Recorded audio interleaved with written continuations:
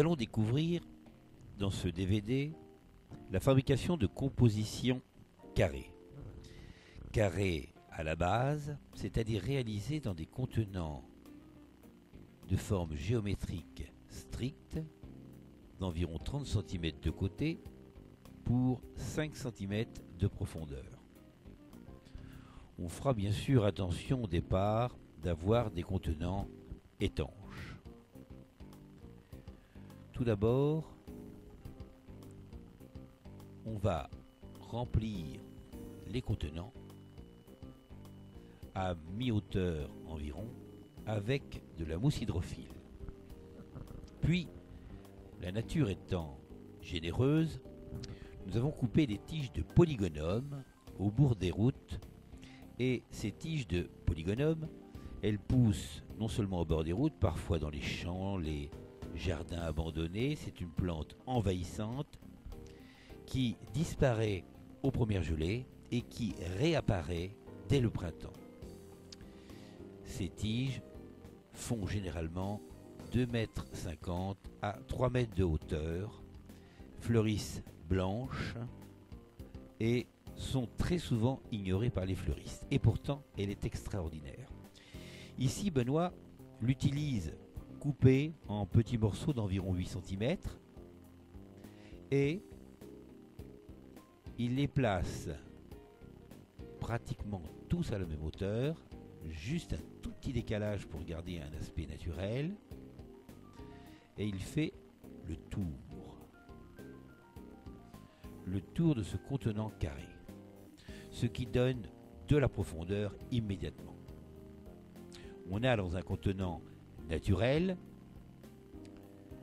des végétaux extrêmement naturels, ce qui va nous donner une composition très nature.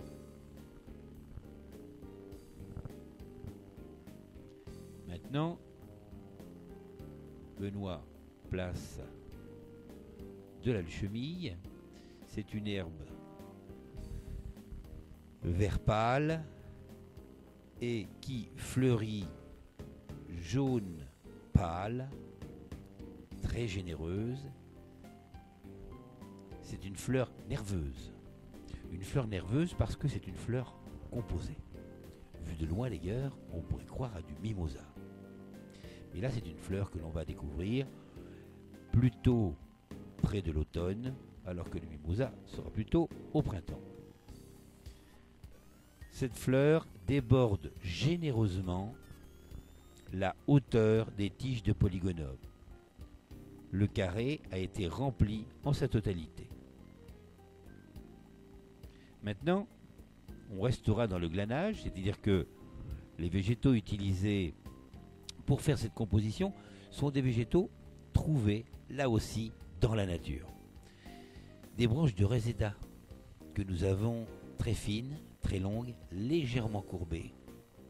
Elles sont recouvertes de boutons. C'est un produit qui a une tenue absolument extraordinaire.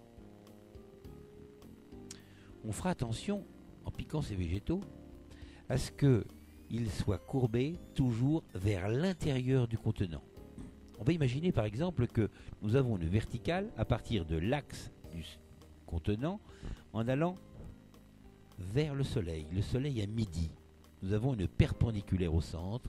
Eh bien, toutes les branches seront piquées et vont se courber vers cette ligne verticale.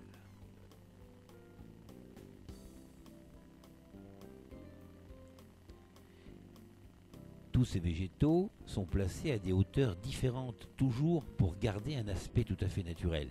Tous les végétaux, lorsqu'ils sont placés à la même hauteur, donnent un aspect artificiel.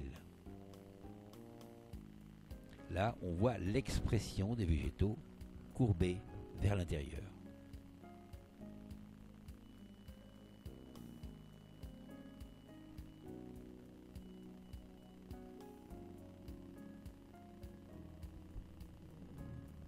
Tous les végétaux sont bien sûr parfaitement coupés en biseau. Il faut qu'ils soient hydratés parfaitement. La mousse artificielle a été préalablement trempée dans de l'eau additionnée de conservateurs pour fleurs coupées. Et toutes ces tiges d'ailleurs ont été séparées de leurs feuilles. Les feuilles qui ont une conservation relativement moyenne. On voit cette abondance de produits qui donne une force, une puissance à l'ensemble.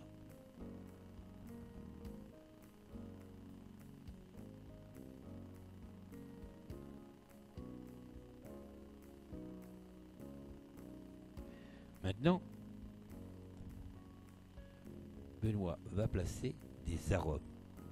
Nous sommes toujours dans les mêmes tons. On voit qu'il y a une unité de couleurs. Nous sommes plutôt dans les couleurs chaudes, puisque nous avons du jaune pâle et là des couleurs orangées. Nos arômes, d'ailleurs, créent des mouvements identiques aux branches de Reseda. Elles se recourbent vers l'intérieur. Les arômes se trouvent presque tous à la même hauteur.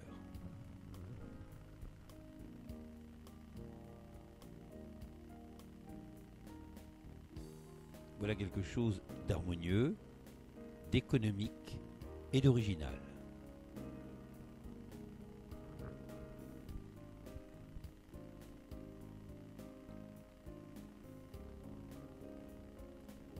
Maintenant, Benoît va aller beaucoup plus loin en utilisant des fleurs de tritoma qui auront la même expression que les Reseda notamment, c'est-à-dire tournées vers l'intérieur. La tige est très grosse, très épaisse. C'est une fleur notamment de jardin qui vit très très bien, qui est originale, et on retrouve là encore une unité dans les couleurs.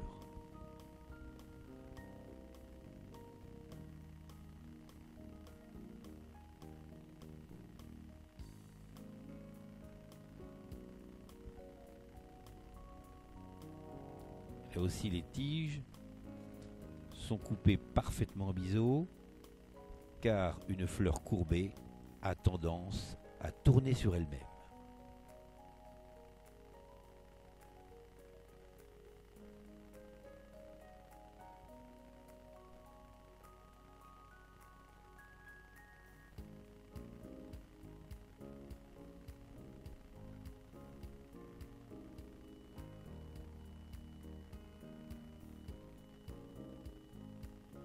Maintenant, on va placer des Craspedia. Craspedia a l'avantage de pouvoir vivre même sans eau, de sécher facilement et de garder sa couleur jaune. On voit que la Benoît a essayé de respecter cet équilibre entre les fleurs puissantes, les fleurs complémentaires et les fleurs intermédiaires, ce qui nous donne un parfait équilibre général.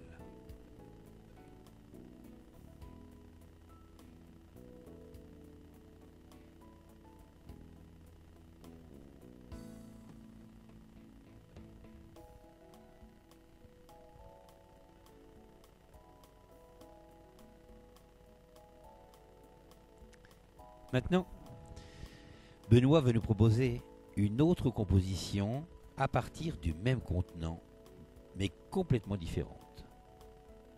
Le moussage au départ, un pain de mousse oasis, taillé à son longueur, ce qui devrait remplir immédiatement notre contenant. On va essayer de couper le plus juste afin d'éviter de presser la mousse trop fort. Si on la presse très très fort, on va la déstructurer.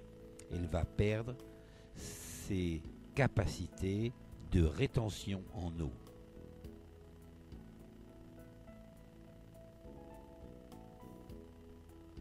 Voilà, il n'y a plus d'espace vide sur les extérieurs. Maintenant, Benoît va commencer à travailler de la fougère.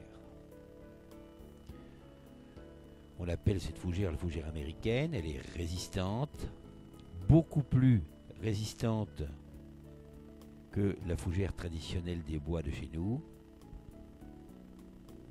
Et toutes les parties qui sortent du contenant sont systématiquement supprimées à l'aide du ciseau.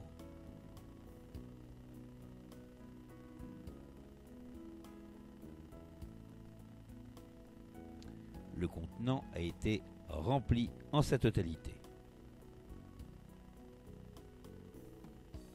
Maintenant, on a parlé de composition carrée. Effectivement, nous avons un carré à la base. Et bien là, Benoît va nous réaliser un carré, mais en hauteur. Tout d'abord, il va utiliser des scabieuses magnifiques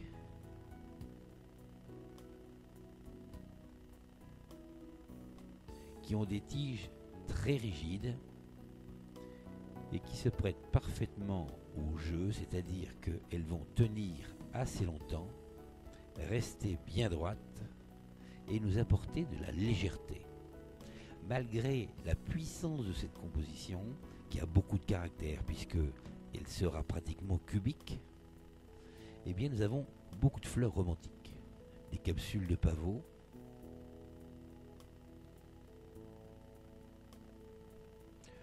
le pavot d'ailleurs qui est extraordinaire parce que lui aussi a été séparé bien sûr de ses pétales et là il a une durée de vie extrêmement longue puisque même il peut sécher en sa totalité.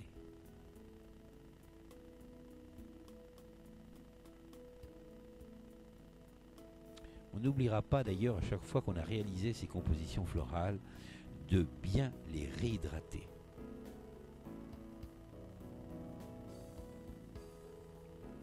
En intermédiaire, Benoît a placé notamment des alchemilles qui ont été dégagées, séparées de leurs feuilles le long de la tige.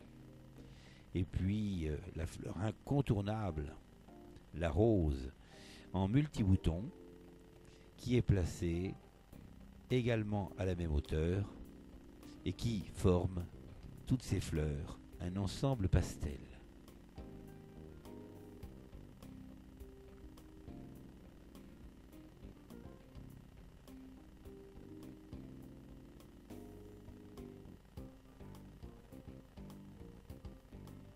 Il y a une opposition extraordinaire entre cette base pour l'instant nue et cette richesse de fleurs qui est aérienne.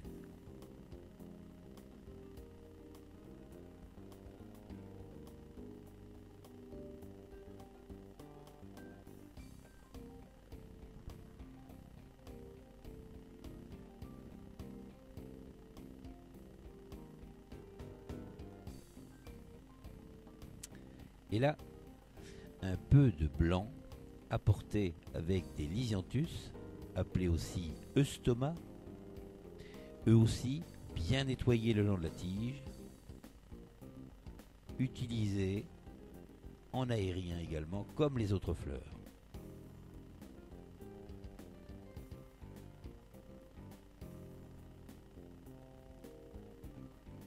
Il est important de garder, de respecter cette forme carrée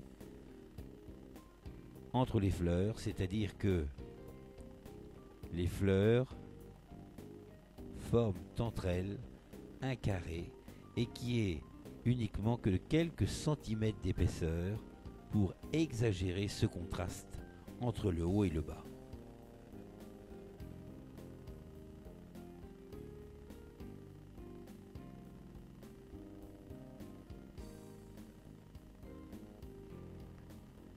Maintenant, des tiges de Reseda, qu'on a déjà utilisées dans la composition florale précédente, qui va apporter un peu de légèreté. C'est-à-dire que là, on va s'autoriser, étant donné que le produit est très pointu, on pourra le faire dépasser.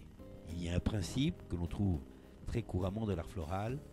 Les fleurs pointues se trouvent aux extrémités, souvent d'ailleurs les plus hautes, et les fleurs les plus rondes se trouvent à la base. Maintenant, un peu d'élégance apportée avec quelques fleurs d'Amarante caudatus. L'Amarante caudatus, toujours souple, même si elle fanait, elle garderait cette souplesse qui est irremplaçable. On va essayer d'ailleurs de placer la tige d'un côté et de retomber du côté opposé afin que l'inflorescence chemine l'intérieur de notre carré. Et bien sûr, pour terminer, la base qui est absolument indispensable, qui obligatoirement était à traiter à la fin pour nous laisser une totale liberté lorsque l'on piquait les tiges en altitude. Et là, comme dans un jardin, on va conserver quelques centimètres de hauteur d'écart entre chaque fleur pour garder à cet ensemble un esprit généreux et surtout naturel. Quelques petites branches de Panicum Fountaine dépassent tout doucement au-dessus de l'ensemble floral pour apporter de la légèreté. Le Panicum Fountaine. Maintenant, on va découvrir encore autre chose. L'utilisation notamment de la feuille d'Aspidistra à l'intérieur de ce contenant carré. La feuille d'Aspidistra a une propriété, elle peut se fendre dans sa longueur, elle est extrêmement résistante, on peut la rouler facilement. Alors, Benoît va nous la travailler de manière